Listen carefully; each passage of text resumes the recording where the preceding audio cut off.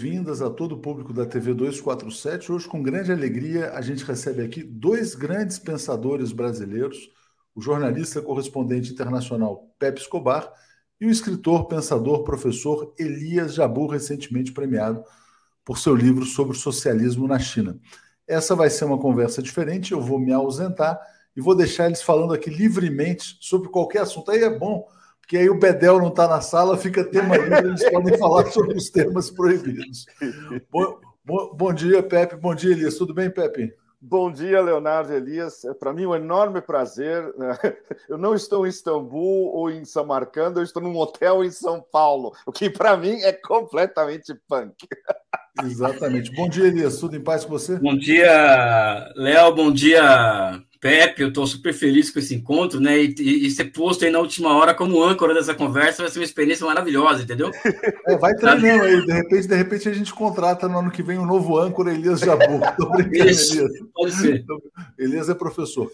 Bom, obviamente, quer dizer, os temas são os temas da geopolítica internacional, Brasil, BRICS, Rússia, China, Índia, Estados Unidos, enfim.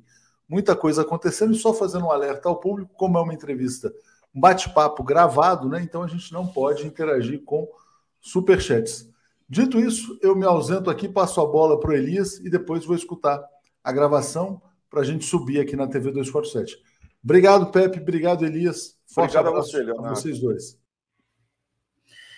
Primeiro aqui uma palavra de carinho ao Pepe Escobar, que é uma pessoa que eu tenho assim na minha mais alta conta pessoal, ou seja, é mútuo. Não é somente uma questão de respeito intelectual, político, profissional, ou seja, é uma figura que eu tenho no meu coração, né? Rolou um match, literalmente, né? E um dia nós prometemos que iríamos nos encontrar em algum boteco underground de Hong Kong, né? Mas nós vou te levar, Elias, eu vou te levar. Mas você sabe que ainda está em 3+2, né, a quarentena.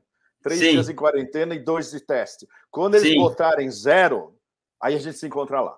Não, até porque o meu projeto é muito claro, assim, de passar 2 anos na China como professor ou como pesquisador visitante, alguma coisa assim, né? Aí eu vou te visitar sempre, claro. Não, só que a realidade hoje nos impõe nos encontrarmos virtualmente, né? Por aqui na TV 247. Você tá eu estou cheio de questões para te fazer, né? Ou seja, para te levantar, e você também deve ter algumas também, né?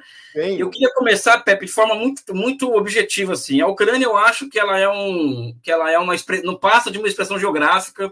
Sim. E de que a guerra mesmo é travada, ou seja, existe uma rebelião armada da Rússia contra a ordem liberal que foi reimplantada com força após 91.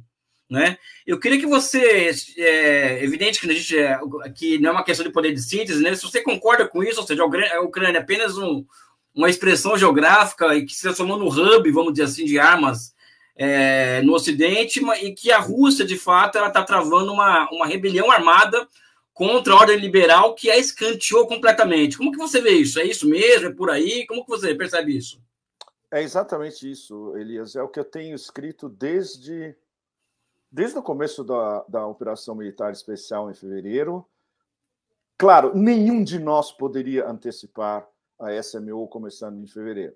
A gente sabia que haveria uma resposta russa que foi declarada em público várias vezes, em speeches, em discursos, pelo Putin, após a não resposta que ele recebeu de Washington, quando Moscou enviou 2 cartas super importantes, uma para Washington e outra para os vassalos em Bruxelas, propondo uma negociação sobre o equilíbrio estratégico entre a Europa Oriental e as Western Borderlands, como a gente chama, as margens ocidentais da Rússia, um novo equilíbrio estratégico que implicitamente, claro, mas também explicitamente, como estava na carta, significaria o fim da expansão da OTAN ilimitado, o retorno das margens da OTAN, basicamente para mais ou menos 1997, um status de neutralidade perene da Ucrânia,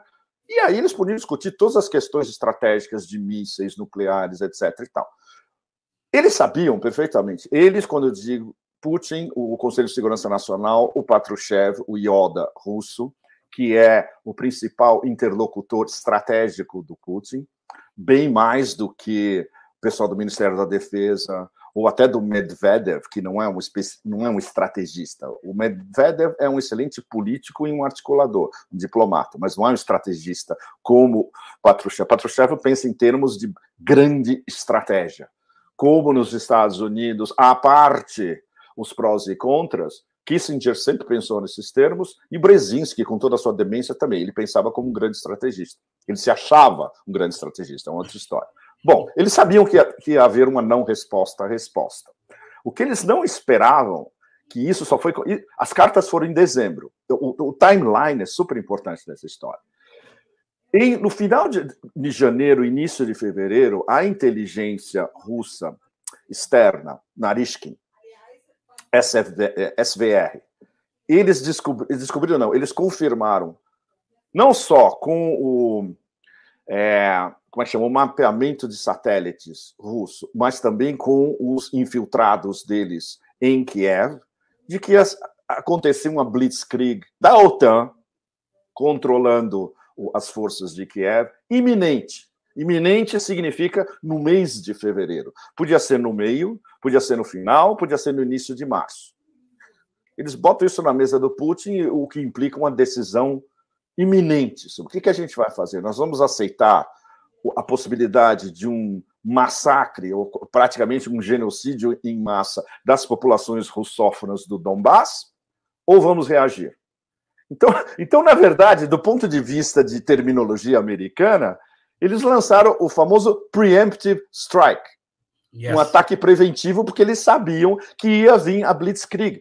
Estava todo mundo entre 60, 80, 100 mil ou até mais, os números variam, mas tinha uma massa treinada pela OTAN, comandada pela OTAN, do lado da linha de contato, pronta para atravessar e dizimar tudo que tivesse no Donbass. Ia começar por Lugansk, depois descer para Donetsk.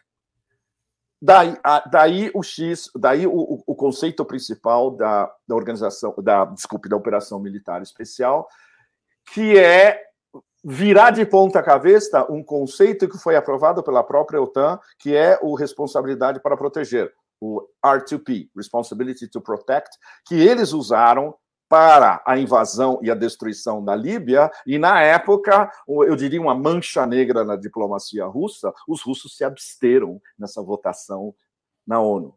E depois eles viram o que isso significou. Eles se abstiveram e... Assim como na Guerra da Coreia, né? Como a Guerra da Coreia, Elias, exatamente. A União Soviética não esteve presente na votação da ONU que permitiu que os americanos fizessem aquela operação, né? Que fizesse aquela operação, ou seja... Como é que eles não aprenderam do erro deles, do erro da União Soviética antes da Guerra da Coreia? E isso é um negócio que nenhum de nós tem uma resposta, mas é um fato. E, obviamente, Putin, que é um fiel estudante da história, não só czarista quanto soviética, ele fala, não vou cair nessa esparrela de novo. Daí o R2P. Inclusive, tem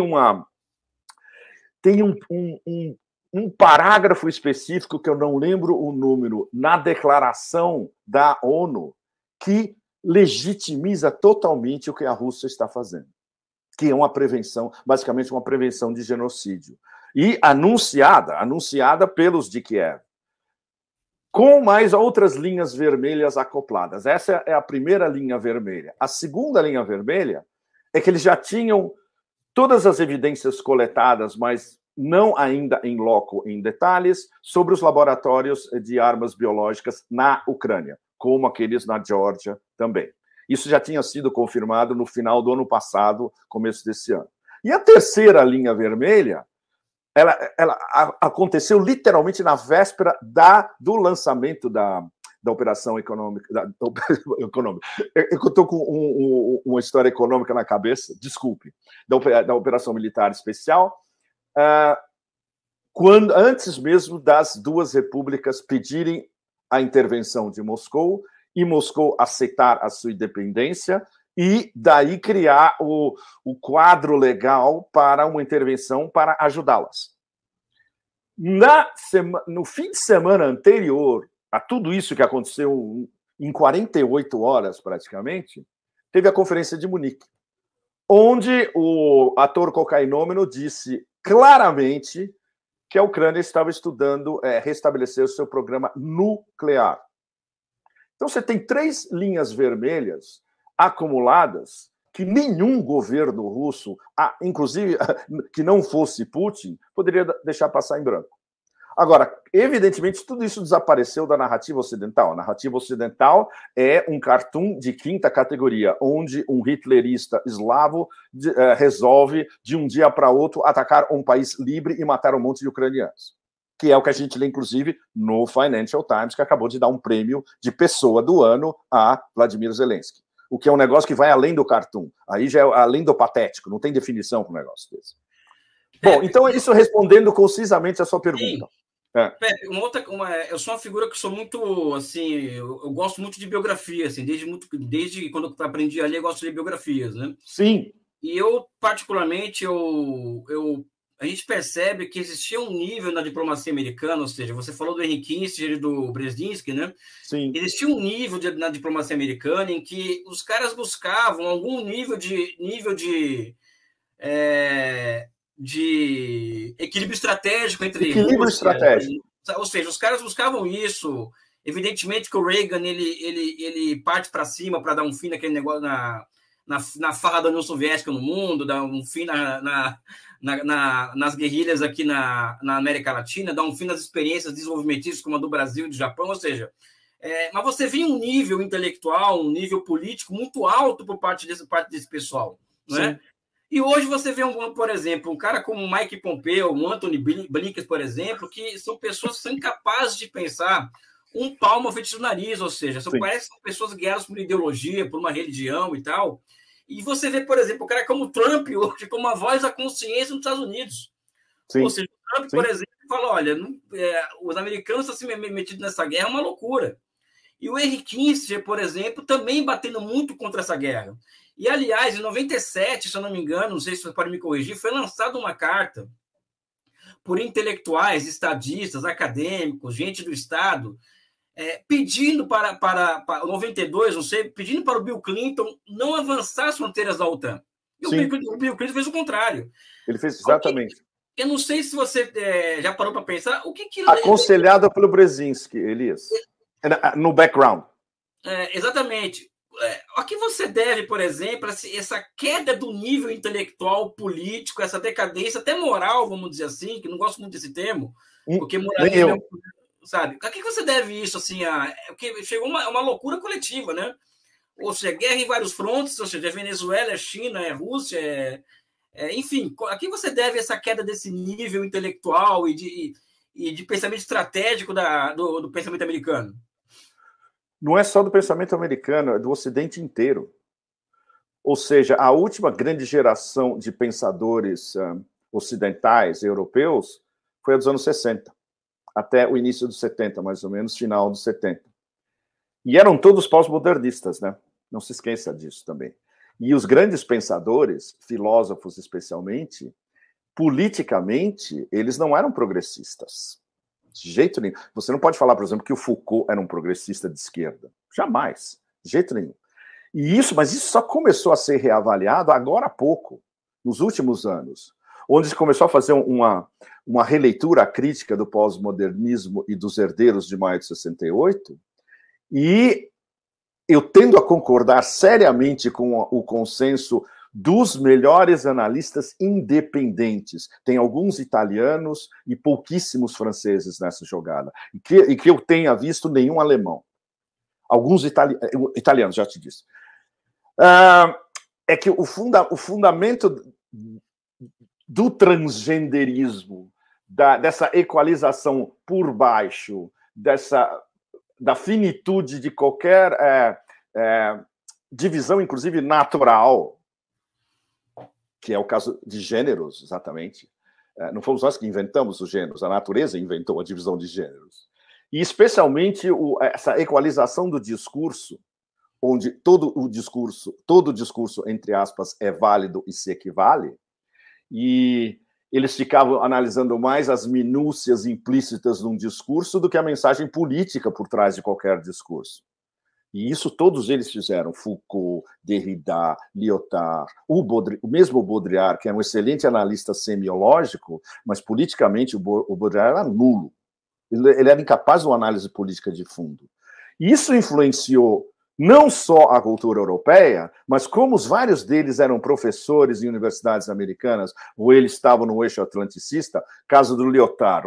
O Jean-François Lyotard praticamente inventou o termo pós-modernismo, quando ele lançou o livro dele de 1979, A Condição Pós-Moderna.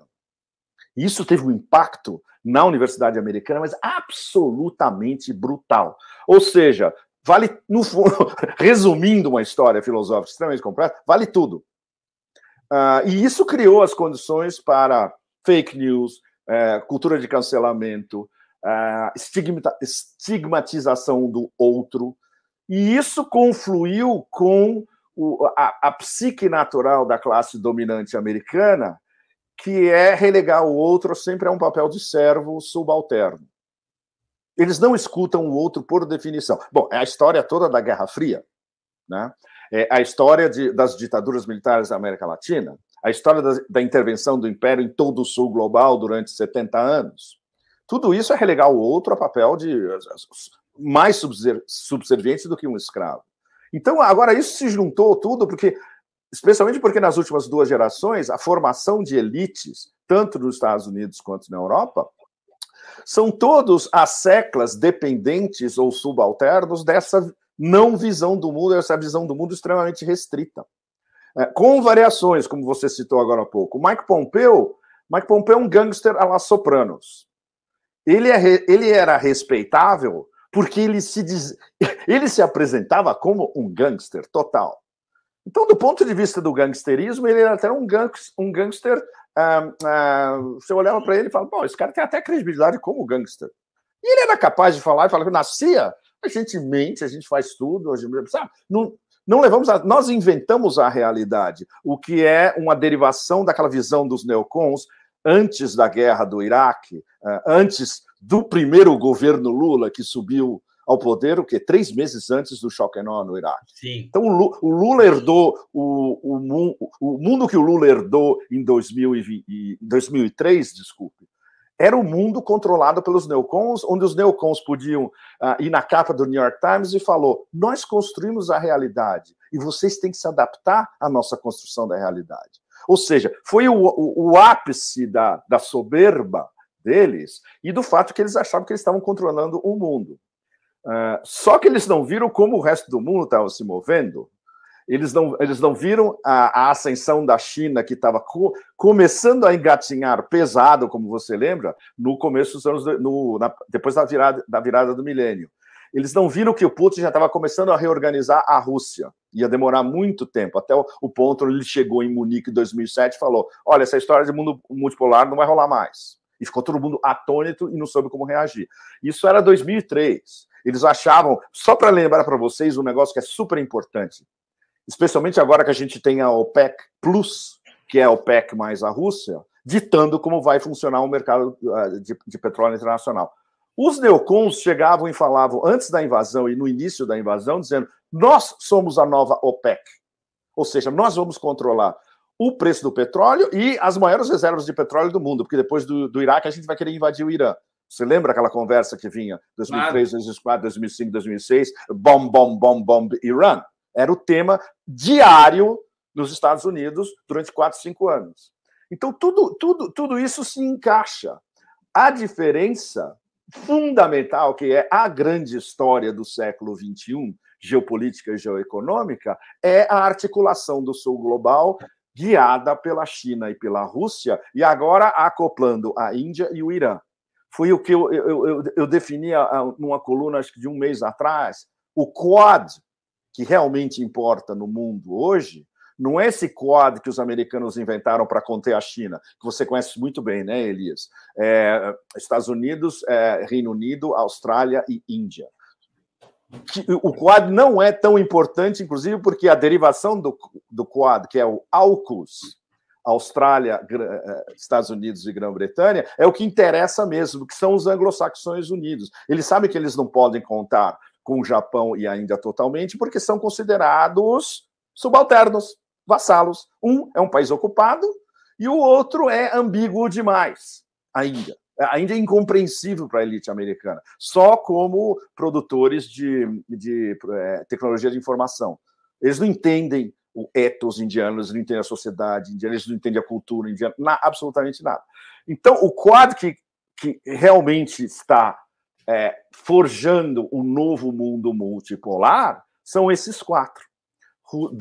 3 BRICS, Rússia, Índia e China, e o Irã, que tem parcerias estratégicas com todos eles. É impressionante, porque além da parceria estratégica Rússia e China, agora a gente tem parceria estratégica China-Irã, Rússia-Irã e Irã-Índia. Então, eles estão interlocked em parcerias estratégicas nesse trem-bala em relação ao mundo multipolar. E aí é que a pergunta que eu faria para você: como o Brasil pode entrar nesse Quad e transformar esse Quad num quinteto? Essa é a minha pergunta para você. Pepe, eu iria falar dos Estados Unidos, mas... Vamos voltar para os Estados Unidos, claro. Com relação ao Brasil, Pepe, eu acho que nós vamos precisar, por exemplo, de algum tempo para se reposicionar diante do mundo. Ou seja, o Brasil hoje ele não tem uma ideologia para se definir diante de si mesmo, também para se definir diante do mundo. Porque o Brasil, a destruição do subjetivo nacional brasileiro foi muito grande em 6 anos. Não é? Então, mesmo o Lula, por exemplo, isso é uma visão muito particular minha, assim, ninguém precisa concordar. Ele vai ter dificuldades para se impor diante do mundo. Sim. Não é? Ou seja, não vai ser algo tranquilo. Eu falo pelo seguinte: existem, por exemplo, think tanks norte-americanos que atuam pela esquerda, vamos dizer assim, como a Open Society, a Fundação Ford, entre outras agremiações, que, por exemplo, eles usam, por exemplo, o Chile como laboratório. O Chile foi laboratório do neoliberalismo do Pinochet e hoje é o laboratório do governo da Open Society, ou seja, do George Soros. Ele tem no Chile o laboratório de um governo de esquerda. Uhum. E o Boric, por exemplo, ele tem um discurso anti-China, anti-Venezuela, anti-Nicarágua, anti-Cuba, etc., que chega a ser chocante. Dizem que o governo da Colômbia foi tomado de assalto pela Open Society também, ou seja, pessoas que recebem dinheiro da Open Society participam ativamente do governo da Colômbia, assim como participaram da elaboração do programa de governo. E atualmente no Brasil, por exemplo, o que me preocupa muito é o seguinte: existiu uma realidade em 2003, 2004, em que o Lula pôde, por exemplo, retomar o conceito um conceito que Ernesto Geisel aprofunda, ou seja, de relações exteriores pragmáticas, ou seja, o Brasil reconhece a independência de Angola, por exemplo, primeiro que a União Soviética, porque o Geisel ele foi presidente da Petrobras e sabia que Angola tinha imensas reservas de petróleo, o Brasil tinha um problema de balanço de pagamento com o petróleo, então ele já pensava em exportar serviços via empreiteiras para Angola em troca de petróleo, assim como o Figueiredo trocou carro por petróleo com o Iraque, ou seja, o que eu chamo de germes de uma planificação do comércio exterior. E o Brasil aprofundou isso, o Lula conseguiu, ele retoma isso com muita força. Hoje, por exemplo, o que acontece? O meu medo particular, eu acho que o Brasil ele vai acabar retomando seu papel nos BRICS, ele vai acabar tendo um papel relevante nisso. Agora, vai ter resistências dentro do próprio governo. Você, como um cara que conhece Rússia como ninguém, assim, talvez no mundo poucas pessoas conhecem, você sabe que o Império Czarista tinha uma divisão entre os anglófilos e os germanófilos dentro do Império Czarista. E culturalmente francesófilos, né? Sim, e o Brasil, e o governo Lula claramente vai ter o quê? Vai ter dentro do governo a ala pró-ocidental, ou seja, pró relações de maior profundidade com a Europa e Estados Unidos, e uma outra parte que é mais voltada para o sul global, do qual a própria presidenta Dilma pode ser uma representante. Isso. E o que me deixou um tanto quanto chocado foi o quê? O discurso do Lula na COP27. Eu particularmente não gostei daquele discurso, né? Por quê? fica um discurso muito vago sobre a Amazônia, a questão ambiental, ou seja, não existe uma afirmação muito clara da nossa soberania, sobre a Amazônia, e depois nós descobrimos aqui no Brasil que quem elaborou aquele discurso, de 4 pessoas, 4 são ligados ao Open Society. Ou seja, vai haver uma disputa dentro do governo Lula, na minha opinião, em torno das relações exteriores. E é uma disputa, Pepe, que você vai fazer parte de onde você estiver, que eu vou fazer parte aqui no Brasil. Né? Ou seja, vai ter uma disputa dentro do governo Lula que lembra muito essa disputa dentro do Império Czarista entre germanófilos e anglófilos. Ou seja, então, existiu um trabalho para terminar essa resposta, não sei se eu estou te respondendo a contento. Existe um trabalho que essas organizações, que eu citei o nome aqui, fazem na América Latina, que simplesmente amansaram a esquerda, desradicalizaram a esquerda, né? Então fala-se muito em instituições, democracia, direitos humanos, e pouco em projetos nacionais de desenvolvimento, ou seja, falta cada vez mais, por parte das esquerdas da América Latina, e no Brasil em particular, o domínio de conceitos de totalidade. Ou seja, socialismo, capitalismo, projeto nacional, desenvolvimento, soberania, são conceitos de totalidade que sumiram o debate público na América Latina. E você vai perceber isso aqui quando estiver aqui nesse tempo que você vai estar no Brasil, e quando nós nos encontrarmos em breve, a gente vai poder se aprofundar nisso. Então, eu vejo assim, a realidade assim, que mesmo a política externa, com a tradição do Brasil de ter uma política externa independente, ou seja, o Brasil, inclusive, ele não adere ao boicote do Bloco Ocidental às Olimpíadas de Moscou. Hoje eu vejo que as coisas não são muito assim. Vai ter disputa de rumo dentro do governo Lula em relação à nossa política externa. Então, claro. E quem vencer essa disputa, aliás, é uma disputa Pepe, desculpe me alongar. Não, continue. Que tem um alcance internacional. Qual que é o alcance internacional?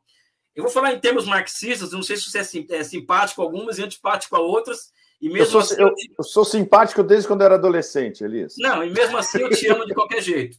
Eu acho que existem 3 lugares no mundo hoje, Pepe, em que a luta de classes tem um nível mais alto, que é a luta entre imperialismo e povos em geral, assim, povos da periferia, que se dá de forma mais intensa. Primeiro, o Estreito de Taiwan. Você sabe disso melhor do que eu. Ou seja, ali é o epicentro da luta de classe entre capitalismo e socialismo, entre os semicondutores, ou seja, se a China alcançar as infraestruturas de semicondutores, já era para os Estados Unidos.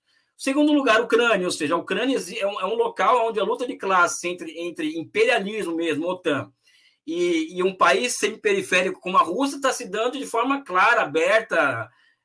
Enfim, você sabe disso melhor que eu. E também o terceiro lugar é o Brasil. Sim. Ou seja, o Brasil é um lugar do mundo onde essa luta se expressa entre imperialismo e periferia de forma muito clara e vai estar expressa dentro do governo Lula. Então, eu acho, Pepe, que de onde você estiver, lá no interior da Turquia, no interior da Rússia, você vai estar dando seu recado em relação a isso. Eu vou estar dando esse recado em relação aqui no Brasil. E eu vejo isso. Eu vejo uma disputa de rumos dentro da política externa. Ou seja, a Open Society, por exemplo, ela é uma das organizações, ela está em todos os grupos de transição no governo Lula. Todos, com representantes. E o seu presidente da América Latina está no grupo, é um dos 4 que estão elaborando sobre política externa. Ou seja, eu vejo isso com muita preocupação. Como ele chama? Eu prefiro não falar nomes, não citar nomes aqui, porque não... Bom, eu pergunto como um estrangeiro, porque eu não conheço nenhum desses... Não, é fácil de encontrar na internet e tal, não vou citar nomes, mas eu acho que isso me preocupa, isso coloca um grau de disputa. E mais, os americanos alugaram um hotel inteiro em Brasília para a posse do Lula. Isso não é qualquer sinal, ou seja... Então, não sei se eu respondi a sua pergunta, ou seja... Respondeu... E tem vários outros paralelos, Elias. O caso do Cazaquistão é sensacional, que é um dos casos que eu consegui acompanhar ao vivo também. O Nazarbayev era basicamente um globalista, e o clã Nazarbayev, globalista. E havia uma séria oposição interna no Cazaquistão que aflorou finalmente quando Tokayev chegou ao poder. Tokayev, por exemplo, ele é sinólogo, ele fala mandarim fluente, ele conhece a China bem e ele quer uma relação estreita do Cazaquistão com a China. O Nazarbayev é extremamente complicado, que ele era um globalista ao mesmo tempo, mas ele vendia tudo isso como uma política multipolar. Era multipolar, porque, por exemplo, você tinha Chevron, ExxonMobil explorando petróleo no Cazaquistão há muito tempo, os europeus também, Eni, Total, etc., mas a Gazprom também estava lá. E as relações Putin e Nazarbayev sempre foram muito próximas, a ponto de que o Putin, em várias ocasiões, dizia que o Nazarbayev tinha sido uma espécie de mentor intelectual dele. Interessante. E é muito interessante, né? É um papel extremamente complexo e que aflorou ainda mais quando os russos estavam pensando em conceptualizar russamente, digamos, essa avançada ao mundo multipolar. Eles precisavam de um conceito. E isso é um negócio que eu conversei com o Karaganov em Moscou, que me iluminou completamente, porque eu não sabia os bastidores da história. Ele me contou os bastidores da história. Foi ele, na Higher School of Economics de Moscou, com mais outros acadêmicos, que elaboraram o conceito de grande parceria euroasiática, Greater Eurasian Partnership, que é a versão russa das rotas da seda, mas evidentemente que a Rússia não tem o poder de fogo financeiro e econômico e comércio da China, mas eles têm uma tradição intelectual inigualável, mesclando Ocidente, tártaros, mongóis e Ásia. A Rússia é eurasiática por definição, porque ela é europeia, mas ela é mongol, tártara, etc. E no caso da Sibéria Oriental, completamente asiática. Então, eles elaboraram esse conceito, deram para o Putin, e o Putin adotou imediatamente. Então, hoje, quando você vê a expansão dos BRICS no que concerne ao esforço russo, a expansão da Organização de Cooperação de Xangai, que é a Rússia e a China discutindo em detalhes, vamos chamar o Irã, os dois concordaram desde o começo, vai demorar, deixa primeiro cair as sanções da ONU, a gente chama o Irã, e o Irã vai ser um dos nossos principais membros, junto com Índia e Paquistão. Os 5 principais são eles. Posso abrir um parêntese? Pode! Não somente isso, Pepe, porque eu acho particularmente o Irã um país tão estratégico. Exato.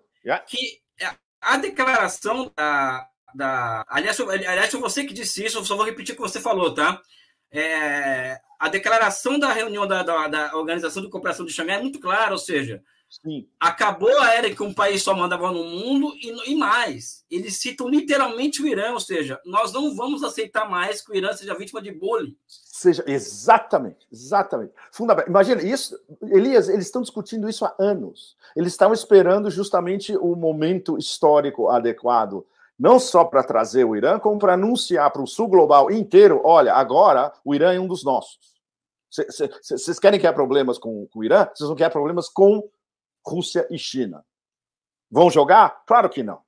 Tanto assim que, por exemplo, a cobertura da última cúpula da Organização de Cooperação de Xangai em Samarcanda, em setembro, na mídia americana, foi nula. Você não via em lugar nenhum. Você via, teve um encontro, blá, blá, blá, aí tinha uma citação na AP, blá, nada. A importância, eles não poderiam, eles não tinham nem elementos para analisar a profundidade estratégica do que isso significa, que é o fato de que agora esse processo de integração euroasiática tem 4 países de ponta, um quinto teórico que poderia ser uma grande potência, que é o Paquistão, mas isso é um negócio a longo prazo. As ligações estratégicas dele com o sudeste da Ásia, que inclui a Indonésia, que vai ser uma das grandes potências do século XXI, e a Turquia, que é a história do Erdogan, que é um mestre de equilibrismo, mas ele está vendo que o trem-bala da Eurásia já partiu, e o trenzinho que ele estava querendo pegar em direção à Europa e à OTAN, a pista vai ser, sabe, vai desaparecer, literalmente. A pista para ele, a União Europeia já desapareceu, e a relação da Turquia com a OTAN é extremamente complicada, e cada vez mais o Erdogan, e isso é outra coisa que eu aprendi em Istambul. Por exemplo, só para dar um exemplo para você e para tu. Eu não sabia disso, e muito pouca gente sabe. No começo desse ano, quando eu resolvi usar Istambul como a minha terceira base, eu tive uma reunião super importante com vários acadêmicos, e eles me falaram, Você sabia que 90% do establishment turco é otanistão? É pró-OTAN, ou seja, pró-Estados Unidos? Eu não tinha ideia disso. Eu achava que era mais ou menos 50-50. De jeito nenhum. Então, isso dá uma dimensão do jogo que o Erdogan tem que fazer para não deixar esses caras de cabelo em pé, evidentemente, que são os quintas e sextas colunas americanos e da OTAN implantados no establishment turco, e as aberturas que ele está fazendo, especialmente com a Rússia em termos de comércio, e transformar a Turquia também num dos polos principais das novas rotas da seda, que por enquanto não é. E os chineses pararam até de cortejar os turcos por algum tempo, que desistiram. Ah, não, eles estão pensando na União Europeia e na OTAN o tempo todo, e naquela fantasia que é a organização dos estados túrquicos, que é estender a influência da Turquia na Ásia Central. Bom, eu estive na Ásia Central há 3 meses atrás. A influência da Turquia que eu vi lá, Elias, era entre 0% e 1%. E eles acham que eles vão chegar na Ásia Central e todo mundo fala lá, que bárbaro, não é assim. Bom, essas semanas eles inauguraram uma linha ferroviária direta Ankara-Tashkent, que não tinha, extraordinário. Por exemplo, eu peguei, foi muito interessante, eu peguei um voo Istambul-Tashkent no meio do verão, onde teoricamente devia estar entupido de turcos indo para o Uzbequistão. Não! 90% do meu voo eram uzbeques que tinham ido para a Turquia e estavam voltando. Ou seja, ainda é um caminho só. Eles querem transformar em ida e volta? Ainda não. E muito poucas empresas turcas, no momento, isso vai crescer mais tarde. O objetivo do Erdogan, basicamente, é comercial. É criar um outro mercado que eles não conquistaram ainda na Ásia Central, para empresas de construção turcas. No fundo é isso, porque o AKP, não sei se você sabe disso, Elias, e vocês todos, o AKP basicamente é uma máquina de especulação imobiliária. Claro. Extremamente sofisticada. Mas eles fazem especulação imobiliária no país inteiro, um negócio brutal. E é controlado porque eles, como eles definem lá, que é muito engraçado, pela gangue dos 5. Não tem nada a ver com a nossa gangue dos 4, que você conhece super bem. A gangue dos 5 são os 5 maiores empresários de especulação imobiliária turcos, que são todos ligados ao AKP. E vários deles ligados diretamente com o Erdogan. Então, isso não tem um componente geopolítico, no fundo. É basicamente uma mutreta comercial. Né? Os chineses olham tudo isso e falam, ok, eles podem fazer o que eles quiserem. Mas não se esqueçam que vocês são as rotas da seda passam pelo território de vocês também. E a gente quer fazer projetos chineses na Turquia, como a gente tem na parceria estratégica com o Irã. Mas isso é a longo prazo. Mas o fato de que a Turquia já começou a perceber que o jogo não é Europa e OTAN, é a integração euroasiática, a gente pode, inclusive, pensar que até o final desta década a Turquia vai ser um membro da Organização de Cooperação de Xangai, onde eles são observadores no momento, mas mais cedo ou mais tarde eles vão pedir para entrar oficialmente, e todos os outros vão dizer sim. Não existe nenhuma... os da Ásia Central, evidentemente, querem mais investimentos, e do ponto de vista geoestratégico, para Irã, Rússia, China, Índia e Paquistão, a Turquia fazer parte da SCO é perfeito também. Ou seja, tudo isso já está... É o trem que... Todos os trens bala seguindo a mesma rota, né? Deixa eu fazer trazer um dado sobre a Turquia, não sei se você vai concordar comigo. Primeiro que a Europa está passando por um processo de uma alta escolha da Europa de periferização. Sim. Ou seja, a Europa a Alemanha está passando por sua terceira humilhação em 100 anos, né? Imagina que o Bismarck falaria disso, Elias. Imagina se o Bismarck estivesse vivo hoje. Não, exatamente. A terceira humilhação. Ou seja, ele criou um Estado para ser o contrário do que ele é hoje, né? Vamos dizer assim, né? Sim. Sabe?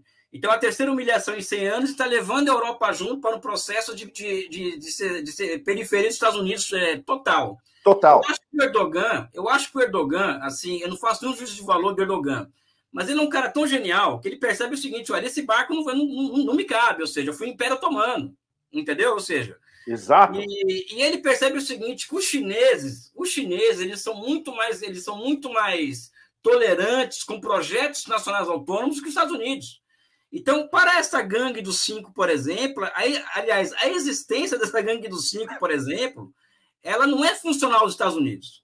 mas claro. ele é cultural chinês. Ou seja, o chinês vai passar na rota da seda no seu território e vamos dividir aqui o negócio aqui, ó. Pega um pedaço de obra aqui, pega um pedaço de obra ali, especula aqui. Ou seja, os chineses não são abertos a fazer negócios, né? Então, acho que o Erdogan, ele não é qualquer um, entendeu? Eu acho que ele é uma figura de altíssimo nível estratégico, de pensamento estratégico. Goste ou não dele, concorde ou não com ele, temos que reconhecer isso. Em cima disso, Pepe, uma questão para você aqui.